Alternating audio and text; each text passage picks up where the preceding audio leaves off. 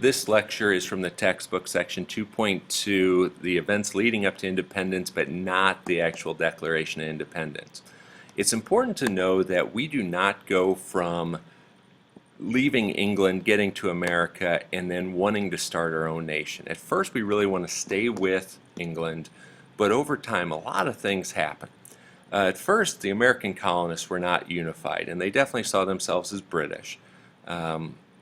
One big obstacle that we face on bringing ourselves together is that we came to America for different reasons. Virginia was settled for economic reasons, big cash crops like tobacco. The Northeast was settled by people who were escaping religious or civil persecution. And then down in the South, Georgia, it was a debtor's prison. It's also important to remember that this is 1700. Communications limited, travel's difficult, and most people were more concerned with survival than political ideology. But there are a couple of attempts at unity that happened early on. First one's in 1643, and this one actually passes. It's called the New England Confederation. 4 colonies joined together for defense against the Native Americans and the Dutch in New York City. And for 40 years they tried to work together, but what usually happened is the needs of the individual colony could veto the needs of the Confederation. They also wanted this Confederation to be super weak, so they didn't end up with more government, but it was too weak, so nothing really got done.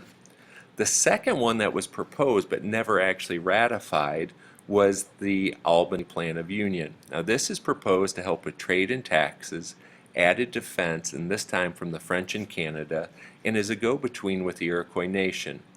This plan gets rejected by England in part because England did not want a unified group of colonists that might start out on their own. There's also some real big reasons why we have problems coming to terms with England and that we want to start off on our own. The first one is physical distance. That's a big ocean as you go from England to America, and most people in America do not travel back to England. Most of those with power in America in 1750 were from families that had been in America for generations, so they see themselves as American rather than as English. The other biggie is political distance. As time goes on, the colonies end up taking care of a lot of their own concerns, especially during the time of the English Civil War and the Glorious Revolution. The people in America just take care of things. Now, when some of that freedom gets pulled back, the people in America get very, very upset, and they don't like to be told, hey, you can't do that anymore. Now, the real big reasons that America finds unity is this whole section from about 1763 until 1776. A lot of the British policies are anti-independence, and a lot of people in Parliament in England are afraid that American colonists were getting too independent and that the people in America were having the best of both worlds. Americans paid almost no taxes, but the people in England were, but the people in America had the protection of the English Army and Navy. Now, one thing that really brings the American people together is the French and Indian War from 1756 to 1763. This really helps unify the American people because there's a common enemy, in this case the French and the Native Americans. After the war is over, England is hurting really bad financially, and they enact the Stamp Act in 1765. This was a series of taxes on all documents, papers, etc.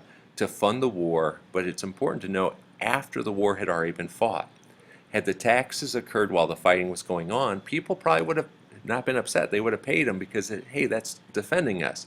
But since the war is over and the French had been removed, there's no more common threat, so the people aren't willing to pay. After this whole Stamp Act goes into effect, we have big colonial reaction that's anti-British.